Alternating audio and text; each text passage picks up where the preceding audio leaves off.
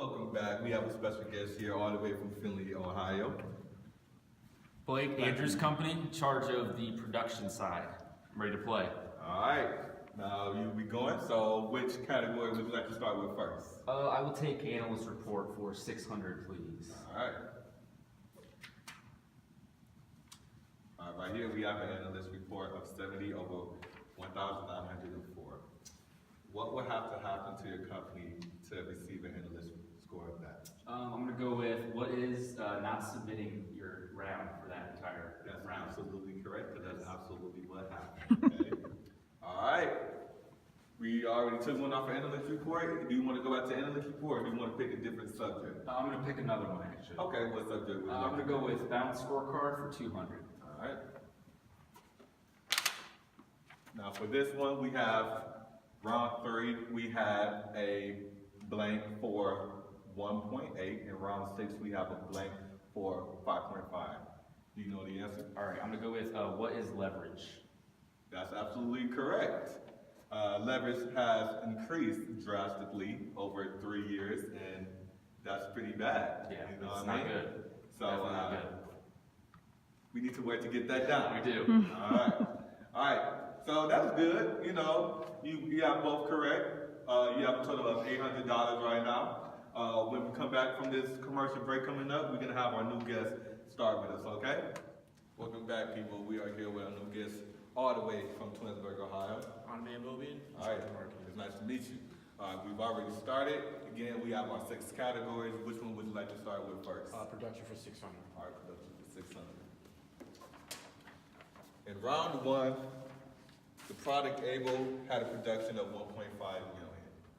I would say, what is our highest produced low-tech product? That's absolutely correct.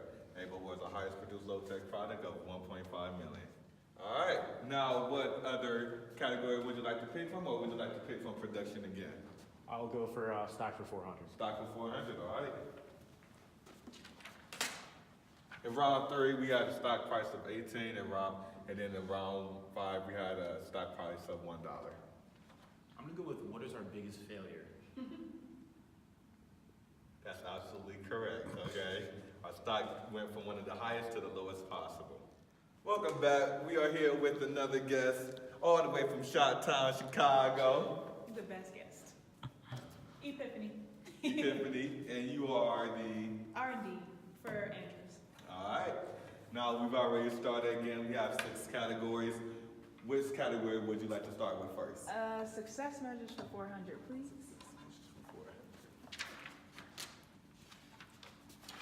In this success measure, we have a numerator of negative 3,954,000 and a denominator for 11,381,000. What is this success measure? What is a bad return on equity? That's absolutely correct. That is very terrible. Okay, you guys? Now, you could again pick from success measures, or would you like to start with a new category?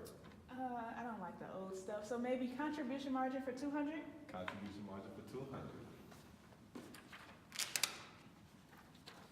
In round 1, they had a contribution margin for 20%, and in round 6, a contribution margin for 37%.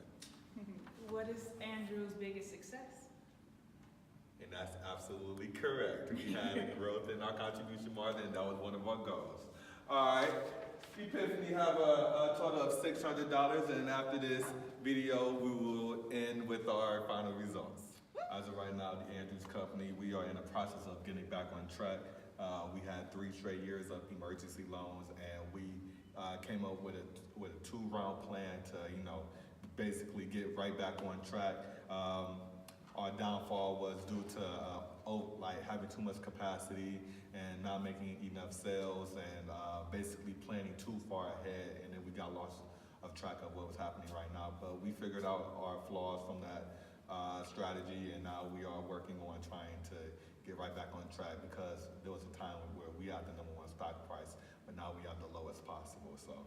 Okay, my overall learning experience in this Capsim simulation is that I'm never going to be an accountant, and that I should have thought of the company more as actual people than thinking of it as numbers and trying to get numbers right instead of getting customers satisfaction. What I learned during this Capsim simulation, especially around production. That was my job, and it kind of worked around, really, you have to know production has way more to do with how much you're actually going to produce and the numbers that you need to get right. Otherwise, it's going to not make the company make money. By production really means a lot. So My overall learning experience with this Capsim project was basically just understanding how having too much capacity can really harm you in terms of just having the ability to produce things and not actually producing it. So you're basically wasting the investment, and you're also taking, you're increasing the amount of depreciation that you're having on said equipment.